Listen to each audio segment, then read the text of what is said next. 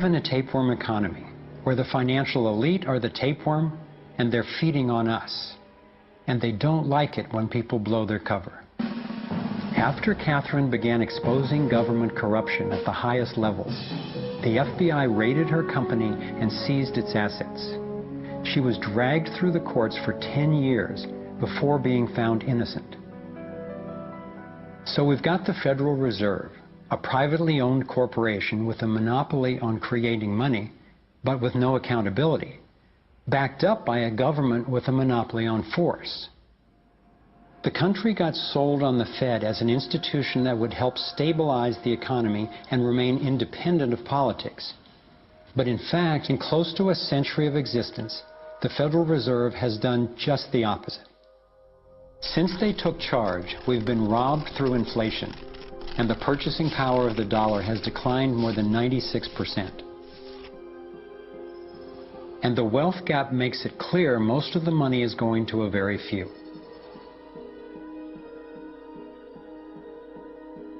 Only 16 years after the Federal Reserve was in power, America experienced the Great Depression.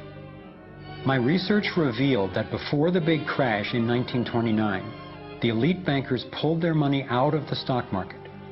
After the crash, they used that money to buy up cheap stocks and smaller failing banks for pennies on the dollar. Among the bankers who consolidated their wealth this way were the Rothschilds, Rockefellers, and Morgans. A similar scenario played out in the 2008 financial collapse, with the same bankers benefiting. In the years leading up to the collapse, the biggest banks, including Bank of America, Citigroup, and Chase, controlled by the Rothschilds, Rockefellers, and Morgans, were bundling and trading bad loans that they knew would eventually fail. It's like putting rotten oranges in a box and selling them as grade AAA. The bundlers of the debt knew it was only a matter of time before someone would open that box and see that the content was worthless, since they were the ones who packed the boxes in the first place. When the rotten oranges, what we hear about as unsound loans, derivatives, and credit default swaps, were finally discovered, everyone was impacted. People lost their homes, their jobs, their businesses, and their retirements. Meanwhile, the biggest banks who created the problem in the first place were the ones who got bailed out. Why's that?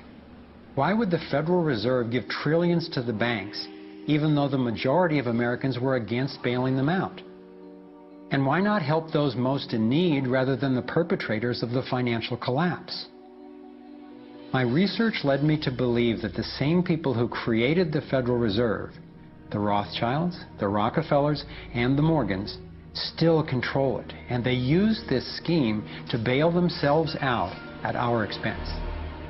Many of the banks created are still the most powerful lobby on Capitol Hill, and they, frankly, own the place. I'm convinced that the near collapse of the economy in 2008 resulted from an orchestrated pump-and-dump scheme designed and executed by the big bankers to consolidate wealth and power. David Icke explains how he sees the Federal Reserve rigging the so-called business cycles. Stage one, it's like throwing a fishing line out. Stage one, you put lots of money, units of exchange, into circulation. You do this by pushing interest rates down, by making lots of loans. This is the part of the cycle we call a boom. Because there's lots of units of exchange in circulation, there's lots of money changing hands. That generates lots of economic activity. That generates jobs. And as more and more money is spent, there's more demand. So companies take out more loans of fresh air money to increase their production. People get confident in their everyday lives. Hey, you know, I work for this company, they've got lots of orders, it's really going great, my job's safe, I tell you what, we can have a bigger house. Then they start to change it. What they do is they pull the fishing line in. They push interest rates up. Now, fewer people, are taking out loans, and they make the criteria for having a loan from the bank stronger anyway. And also, now, as interest rates have gone up, a larger part of people's income is going to pay back the extra interest and not being circulated in buying things. Suddenly, there's nothing like as much money in circulation, and therefore, fewer things are being bought. Companies start to go down in terms of their profits. They start to shed jobs, and they start to go out of business. People lose their jobs. They can't pay the mortgage anymore of the big house they took out in the good times.